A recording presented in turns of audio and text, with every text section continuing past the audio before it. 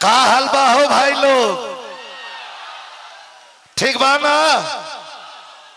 तो सबसे पहले भोजपुरी का नैहर कहल जाला छपरा के।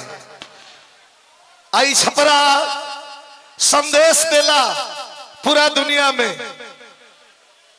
कई दिन से कई जगह ड्यूटी बा हमरो, रातों दिन चल रहा बानी, लेकिन अपना भाई खातिर से अली हाँ कि जो नाच नाच के पहले अपन शोभा बढ़ा ले बनो, उहो नचनिया कहे के तैयार बनो सा। तोनिया वाला नचनिहन के जवाब दियाई कि ना दियाई तनी बताई? दियाई ना? तो दियाई तो एगो बात के याद रखे के हुई, खेसारी लाल को नजदीक से जरूर आपके घर के बच्चे हैं, लेकिन इनको नजदीक से मैंने पढ़ा है और देखा है। बॉम्बे में 3 साल।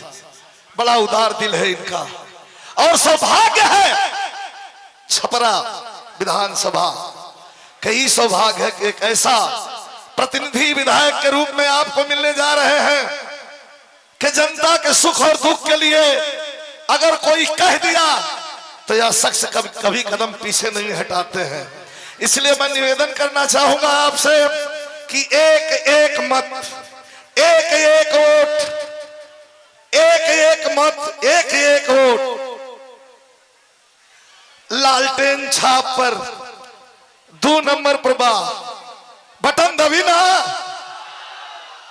यार। इसे नहीं बुझाते लाइन गाइयो नहीं का गा दे एक लाइन। अरे हम तो गावत गावत थक गए बनी रे भाई। रोज रोज प्रोग्राम, रोज रोज 30 दिन में 30 दिन। हमारी एगो ऐसा गवैया है कि लोग आराम करेला, हम 30 दिन में 30 दिन गावत रहिला। ए भाई तेरे बजा दे लोगो। दिनेश लाल निरहुआ जी के बड़े भाई हैं विजयलाल भैया, और अपने छोटे भाई खेसारी लाल यादव के समर्थन में आए हैं। एक बार जोरदार ताली बजाकर स्वागत करेंगे सभी लोग। आइए भैया भैया। चलते चलते गाड़ी में दुल्हन तैयार कर देनी। हाँ देखिए ना आज का फिजा आई जन सलाम।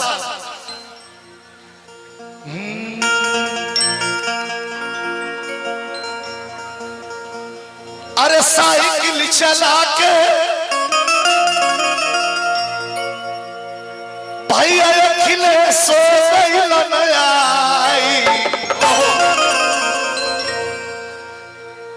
छपरा को लोली हलस अरे बनावा बनाई।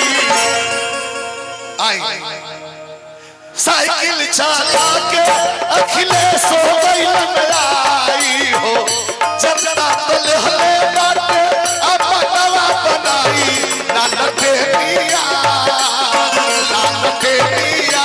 अब बीमारी पटना में जाए।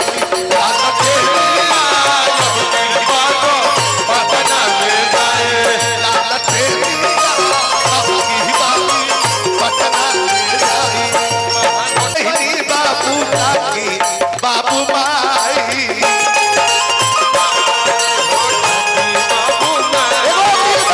अरे भैया खेसारी लाल के बिहा लोग जीताई।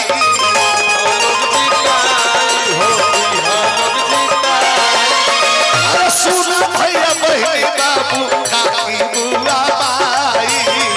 अरे भैया खेसारी लाल के बिहा लोग जीताई।